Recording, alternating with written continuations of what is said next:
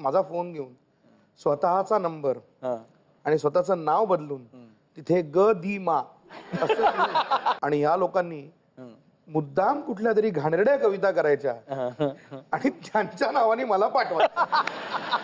प्रेम करा हो प्रेम करा, बळी पडा ह्या जादूला. प्रेम करा हो प्रेम करा, बळी पडा या जादूला. कृष्णाची ती पत्नी नव्हती तरी पूजती राधेला. धन्यवाद. धन्यवाद. मोनालिसाच्या हास्य पाठीमागचं रहस्य शतकानुशतक विचारवंत शोधतायत, पण चार्ली चॅप्लिनच्या हास्य पाठीमागचा अश्रू शोधण्याचा कधी प्रयत्न केला गेलाय का? विनोदवीर आणि त्यांच्या हसऱ्या मुखवट्या पाठीमागचं काय खुपणं असू शकतं शोधण्याचा आज मी प्रयत्न करणार आहे. तुमच्या भेटीला घेऊन येत आहोत महाराष्ट्राचे 2 विनोदवीर आनंद इंगळे आणि पुष्कर श्रोत्री.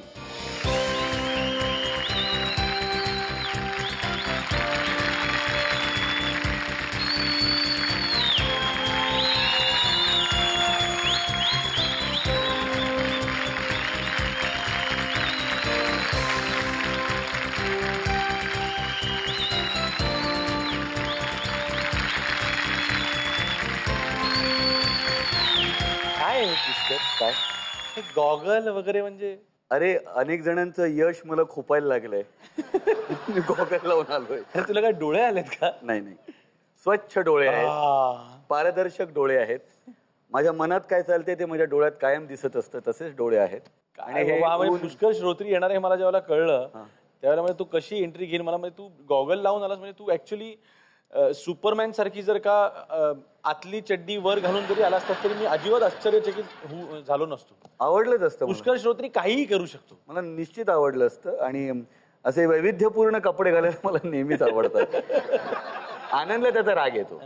आनंद ह्याच्याबद्दल काहीतरी तुम्हाला मगाशी आनंद इंगळेंनी मला असं सांगितलं, अवधूत माझ्याकडे एक गुड न्यूज आहे जी पुष्कर बद्दल आहे आणि ती मी गुप्ते तिथे गुप्ते. गुड न्यूज म्हणजे माहित नाही पण गुड न्यूज आहे अशी न्यूज नाहीये.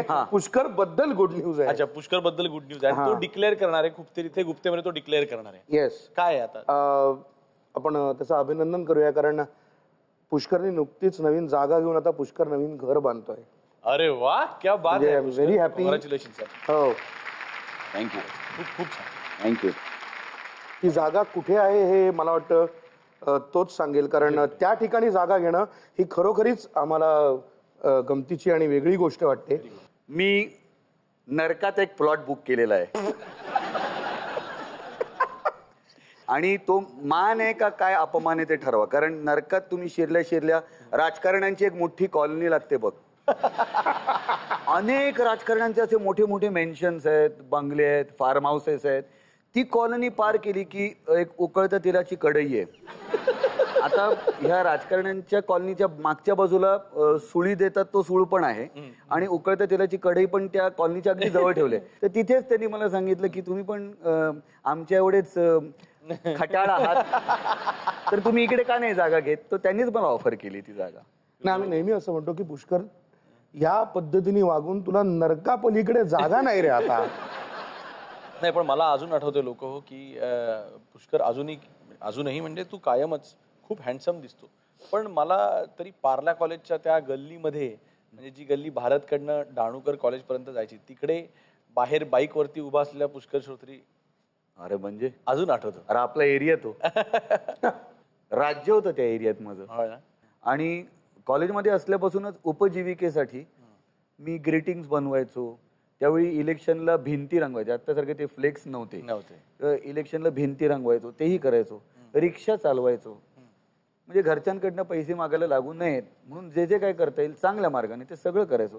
त्यामुळे त्या भागात सगळेजण मला ओळखायचे आणि एक एनर्जीचा बूथ चालवायला घेतला होता, तेही करायचो. पण कॉलेजमधला एखादा अनुभव? एक वर्षभरात काही महत्त्वाच्या परीक्षा असायच्या. तेव्हा मध्ये एक परीक्षा महत्त्वाची असायची आणि शेवटी एक परीक्षा महत्त्वाची असायची आणि बाकीच्या परीक्षा मुलं येत आहेत की नाही, बसतायत की नाही ह्याच्यासाठी म्हणून घेतल्या जायच्या. तर अशीच एक परीक्षा होती. 50 मार्कांचा पेपर वगैरे असा असायचा आणि प्रत्येकाला बसायला पाहिजे वगैरे असं होतं. आणि रिझल्ट लागला आणि आमचे प्रिन्सिपल Y.M. साठे यांनी ज्यांना कमी मार्क्स मिळालेत त्यांना प्रिन्सिपल केबिनमध्ये बोलवलं होतं. अर्थात माझा नंबर होताच, तर मी नाटकाच्या रिहर्सलमधनं वेळ काढून तिथे गेलो आणि आमच्या साठे सरांनी मला सांगितलं, श्रोत्री अहो काय हे, अहो तुम्हाला 11 मार्क मिळालेत. मी म्हटलं कशात? म्हणजे कशात नाही, टोटल 11 मार्क मिळालेत 6 विषयांमध्ये मिळून. म्हटलं सर तुम्हाला माहिती आहे नाटक रिहर्सल हरकत नाही हो, पण थोडे अधिक मार्क अगदी. म्हटलं त्याने काय होणार आहे, ही परीक्षा महत्वाची नाही आहे. नाही नाही तरी सुद्धा तुम्ही जर असं वागायला लागले तर बाकीच्यांनी काय करायचं. हो सर चुकलं याच्यावर सही करा. म्हटलं सर पेन घेऊ. अहो तुमच्याकडे कॉलेजमध्ये येत असत. पण हा किस्सा मला आठवतोय. आनंद, तुला ऍक्टिंग मध्येच करिअर करायचं वगैरे हे सुरुवातीपासून डिसाइडेड होतं? हो डेफिनेटली. म्हणजे 18व्या वर्षी मला माहिती आहे की माहीत होतं की मला ह्याच क्षेत्रात यायचं आहे आणि मला इथेच काम करायचं आहे.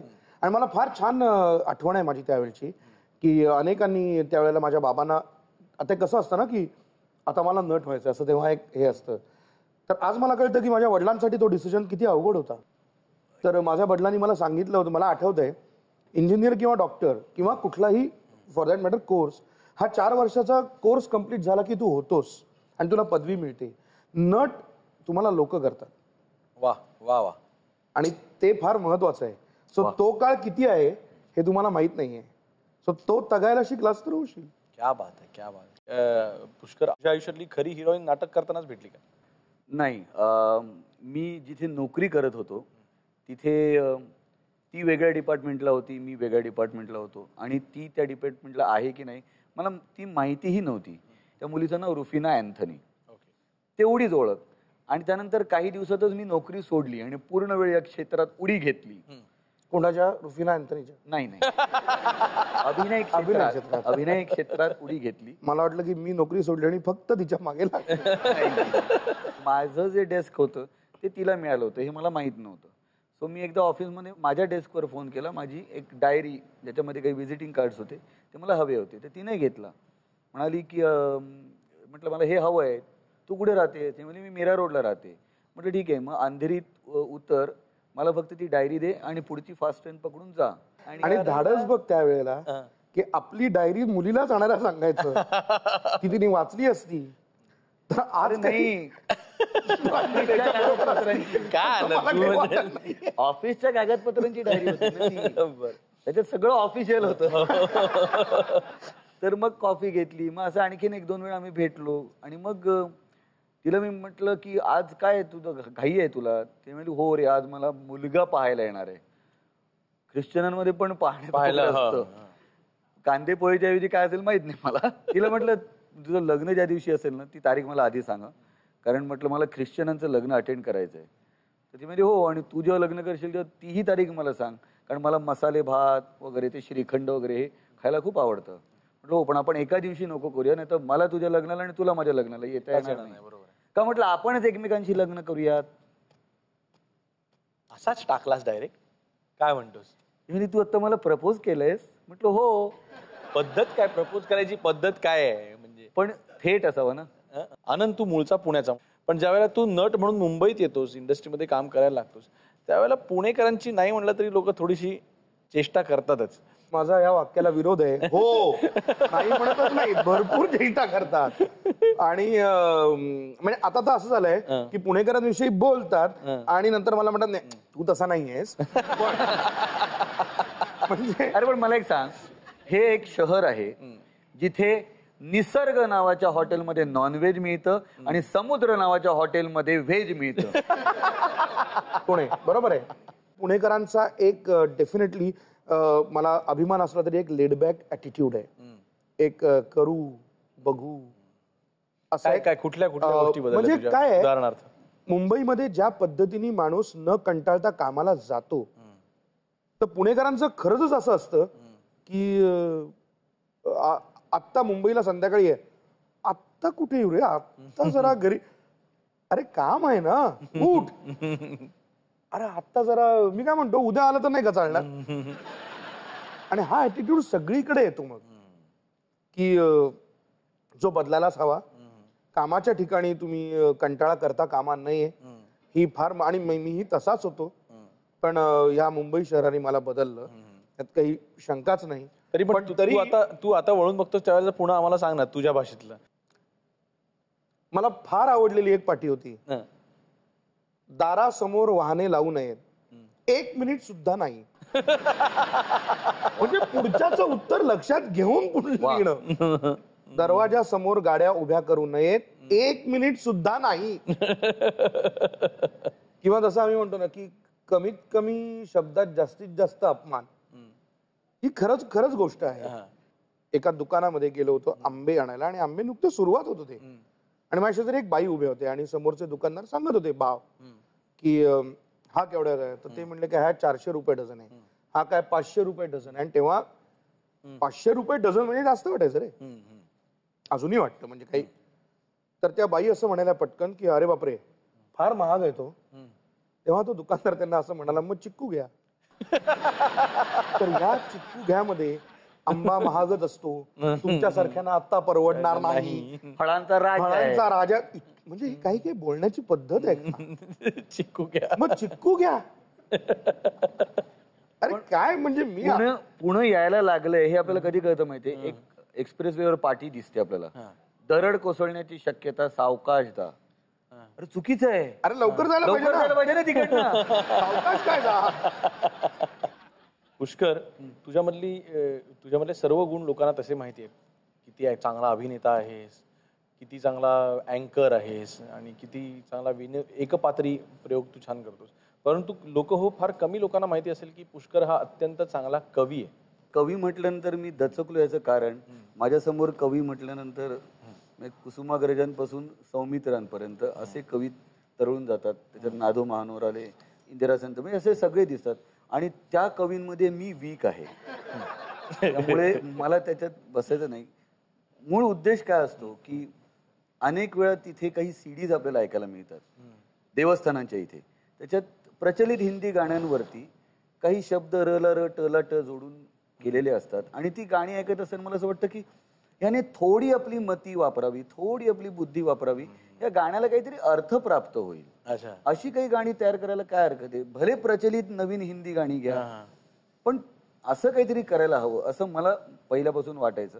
म्हणून कधीतरी माझ्या मनात काही शब्द घोळायला लागले, आणि मग ते हिंदी गाण्यांच्या चालीवरती चपखलपणे बसले. त्यामुळे होऊन जाऊ द्या. फुके मुर्दे के बाड़ी में प्राण रे, फुके मुर्दे के बाड़ी में प्राण रे, साई तू तो महान रे. फुके मुर्दे के बाड़ी में प्राण रे, साई तू तो महान रे. मेरा गाइड भी है तू, हर साइड भी है तू, मेरा गाइड भी है तू, हर साइड भी है तू. दिया शिरडी से, दिया शिरडी से, दिया शिरडी से ज्ञान रे. फूके मुर्दे के बाड़ी में प्राण रे, साई तू तो महान रे. क्या बात है, क्या बात है. सुरुवातच आपण असं करूया की पुष्कर, तुला आनंदच्या कुठल्या गोष्टी खुपतात? अरे काही नाही खुपत रे. म्हणजे मला त्याचा हेवाही वाटत नाही आणि काही खुपतही नाही. तुला पुष्करचं काय खूप? मी आणखी सांगतो, आनंद शिवाय मी अधुरा आहे, अपूर्ण आहे. कारण जोपर्यंत मी आनंदला छळत नाही, आनंदला त्रास देत नाही, तोपर्यंत माझं जेवण पचत नाही. खरं, रोज उठून त्याला एकदा तरी अंड्याला काहीतरी त्रास द्यायचा आहे, त्याशिवाय त्याला पूर्णत्वच वाटत नाही जगण्याचं. हिने एकदा माझा फोन घेऊन स्वतःचा नंबर बदलून आणि स्वतःचं नाव बदलून तिथे ग दी मा असं, कारण मला भयंकर गदी माडगुळकर आणि कुसुमाग्रज वगैरे असा सॉलिड माझा एक प्रेमाचा कोपरा वगैरे. आणि या लोकांनी मुद्दाम कुठल्या तरी घाणेरड्या कविता करायच्या आणि त्यांच्या नावाने मला पाठवायचं. ह्याच्यासाठी पाठवलेलं काव्य की या जगात आला जगला क्षणी निवांत. वा. ह्या जगात प्रत्येक जण येतो, जगला क्षणी निवांत. पुढचं बोल. ह्या जगात आला जगला क्षणी निवांत, कामाशिवाय उरला त्याचा भकास अंत. अशी कविता यायला पाठवली. गदिमा नावाने अशी कविता कशी मला येऊ शकते? मग थोडे मला दुसरी कविता पाठवली. मला एका प्रेम करा हो प्रेम करा, बळी पडा ह्या जादूला. प्रेम करा हो प्रेम करा, बळी पडा या जादूला. कृष्णाची ती पत्नी नव्हती तरी पूजती राधेला. धन्यवाद धन्यवाद धन्यवाद. इथे याला कळलं की नाही प्रश्नच येत नाही. नाही पण म्हणजे तोपर्यंत अक्षरशः म्हणजे तो गदिमा नावाचा नंबर कुणाचा आहे वगैरे अशा भानगडीतच पडला नाही. अरे मला अरे तू पुण्याचा आहेस का पंजाबचा आहेस? नाही मला गदिमा हे जेव्हा दिसलं तेव्हाच खाली पुष्कर हे दिसलं. इतका जास्त नीचपणा दुसरं कोणी पण मी थोडासा सदिमा पण आहे. बरं, सर्वत्र दिसणारा माणूस. अरे वा, क्या हो हे खरंच आहे. म्हणजे आम्ही ह्याला ऍक्च्युली कुदिमा पण म्हणतो, कुठेही दिसणारा माणूस. कारण अलीकडे त्याला आम्ही सांगायची वेळ आली की अरे तू एक नट आहेस, तू कुठल्या कुठल्या कार्यक्रमांना जातोयस, मंगळागौरीच्या कार्यक्रमाला जाऊन आपण काय म्हणतो तिथे नाही मला मजा. आता त्याची गंमत आहे मात्र पुष्करचं कराय की पुष्कर कोणाबरोबरही फिट होऊ शकतो. तुला आजवरच्या इंडस्ट्री मधल्या खुपणाऱ्या गोष्टी अलीकडे साधं काही नाहीच आहे बघ. म्हणजे गुप्ते सर अलीकडे जे दिसतंय म्हणजे नुसती फेरी नसतेच, महाअंतिम फेरी असते. नुसता नायक नाहीच, महानायकच आणि महागायकच. आणि कशावरचा तर 2 वर्ष गाणं शिकलेला. अनेक वेळेला लोक आम्हाला म्हणा माझी मुलगी लहान आहे अप्रतिम गाते, 2 वर्ष झाली. 2 वर्ष म्हणजे हे फार महत्वाचं आहे की मला काम किती येतं ह्याचा विचारच नाही हो.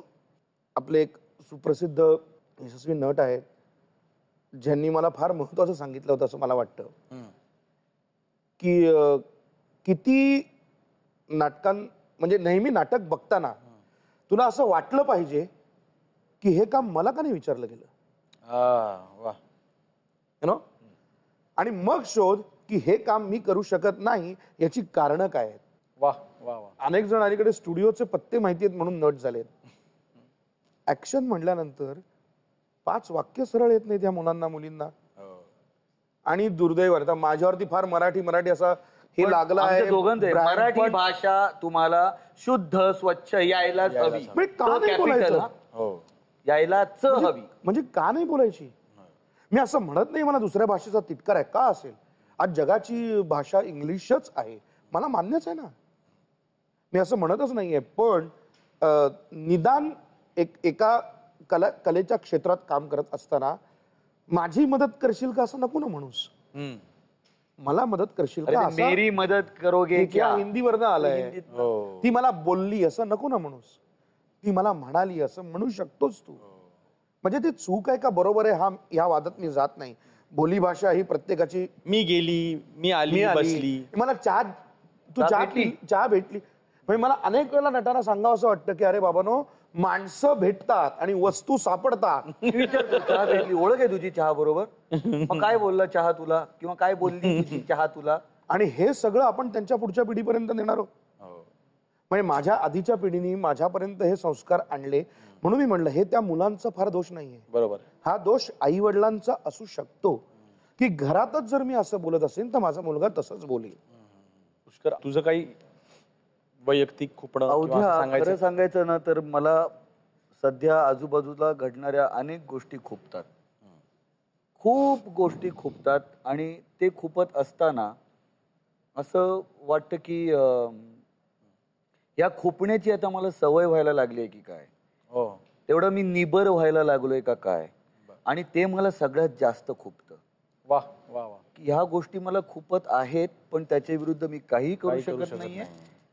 आणि मी स्वतःला सवय करून घेतोय जाऊ दे ना, आपल्याला काय करायचंय, ही वृत्ती माझ्यातली वाढायला लागली आहे. बरोबर आहे. आणि हे मला रात्री झोपताना जेव्हा मी विचार करतो की आज ह्या गोष्टी मला खोपल्या, त्याच्या विरुद्ध मी काहीच केलं नाही, तर मला ते जास्त खुपतं आणि मी अशांत होतो. अगदी खरंय. म्हणजे कुसुमाग्रजांची एक कविता आहे की दार उघडलंस पण किती उशिरा, अशी त्यांची एक कविता आहे. त्यातली शेवटचं वाक्य तू आता म्हणलास तसं आहे की या शृंखला प्रिय होण्याच्या पूर्वी येणार अशी दार उघडलंस तर उघड. ह्या शृंखला आता मला प्रिय व्हायला लागल्या तर मग दार उघडून उपयोग नाही. मी तुरुंगात आहे ह्याचा मला तुरुंगात म्हणजे तशा अर्थाने नाही, या सगळ्या परिस्थितीमध्ये ही परिस्थिती मी जुळवून घ्यायला सुरुवात केली या परिस्थितीला. आणि आपण बहुतेक जण तसंच करत असतो आणि त्याचं प्रेम वाटायला लागलं.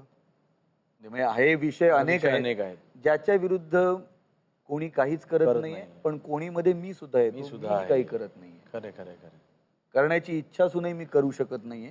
आणि मग ते खूप खुपायला लागतं की ते संपतच नाहीये. फुबाई फूचा स्टेज असू दे किंवा इतर कुठला पुरस्कार सोहळे असू देत, इतर सर्व विनोदी अभिनेते जीव तोडून स्टेजवरती ज्यावेळेला विनोद करतात त्यावेळेला तू मात्र समोर बसून त्यांना कधीही हसत नाहीस, त्यांना दाद देत नाहीस आणि अत्यंत गंभीर नाटक चाललं असल्यासारखा तू चेहरा करून बसतोस. तुझ्या विनोदांना सगळ्यांनी हसायचं, तू मात्र लोकांच्या विनोदांना हसायचं नाही. हा काय नाही? अरे नाही, असं नाहीये. म्हणजे खरोखरीच असं असं म्हणजे आता काय, आता कदाचित असं आहे की आता ते जे करता आहेत ते जर का त्यांना विनोद असं वाटत असेल तर मग माझाही नाईलाज आहे. पण खरोखरीच मला अगदी मनापासून चांगल्या विनोदाला, चांगल्या गोष्टीला मला हसायला येत नाही असं मुळीच नाहीये. मला भरभरून हसायला आवडतंच. हे बघ, हे इतकं स्वच्छ आहे अवधूत, म्हणजे a day without laughter is a wasted day. तुम्ही हसल्याशिवाय, म्हणजे आता कसं झालंय माहितीये ना की आपण नुसते हसायचं विसरूनच गेलोय. आपण कोणावर तरीच हसतो फक्त आता. वाह, क्या बात आहे, क्या बात आहे. असं न करता मलाही आनंद होतोच की, आणि का नाही होणार. फक्त मला हे नक्की आहे, हो मला फार कमी पद्धतीचे विनोद आवडतात आणि शाब्दिक कोट्यांचे, नुसते शाब्दिक कोट्यांचे म्हणजे विनोद मला जरा कमी आवडतात, किंवा अंगविक्षेपाचे विनोद मला जरा कमी आवडतात. आणि अलीकडे त्यालाच विनोद म्हणतात बघा. युरोपियन मराठी संमेलन झालं आणि त्यावेळेला नाना पाटेकर वरनं ज्यावेळेला इंटरव्ह्यू चाललेला होता आणि नाना पाटेकरांनी वरनं तुझं नाव घेऊन सांगितलं, अंड्या बारीक हो, व्यायाम कर. ते खुपलं की नाही? नाही खुपलं. याचं कारण असं आहे की कोणी सांगितलंयपेक्षा काय सांगितलंय हे मी कायमच जास्त ऐकत आलोय. आणि त्यात ते नाना काकांनी सांगितलं आहे. चुकीचं तर नाही सांगितलंय. हा, कदाचित चुकीच्या ठिकाणी सांगितलं आहे असं आपल्याला वाटू शकतं, पण तरी देखील खरंच आहे. पण लोक म्हटली होती, बरेच लोक म्हटली होती की असं स्टेजवरून एखाद्या ऍक्टर बद्दल असं बोलणं बरोबर नाही. ते तसं खरंच आहे की आता तो काय, ज्याचा त्याचा स्वभाव आहे. इतरांना चार चौघात काहीतरी सांगितल्याशिवाय त्यांना कळणार नाही असं नाना काकाला वाटत असेल तर ठीकच आहे, काही प्रॉब्लेम नाही. मला त्यांनी जर कसं काही वेगळं सांगितलं असतं भलतंच की जे निगडीत नाही आहे तर मला कदाचित खुपलं असतं, रागही आला असता. पण हा, म्हणजे फक्त तो नाना काका आहे म्हणून मला त्याचा राग येणार नाही किंवा मी ऐकून घेईन असा भाग नाही. पण जे सांगितलंय ते जास्त बरोबर आहे. आणि मला खरंच असं वाटतं आपल्या देशातच अलीकडे कोणी पुलं म्हणलंय तसं कोणी सांगितलं याला महत्व आहे. काय सांगितलंय बघतच नाही. तर मी ते बघितलं, त्यांनी मला सांगितलं होतं बारीक हो, जे मला खरंच व्हायचं आहे. आणि हे नुसतं प्रॉमिस नाही आहे, आता मला खरंच बारीक व्हायचं आहे. अशी भरगच्च अशी दाढी वाढवलेली होती, तेव्हा मी केसही लांब वाढवले होते आणि मागे पोनीटेल बांधायचो.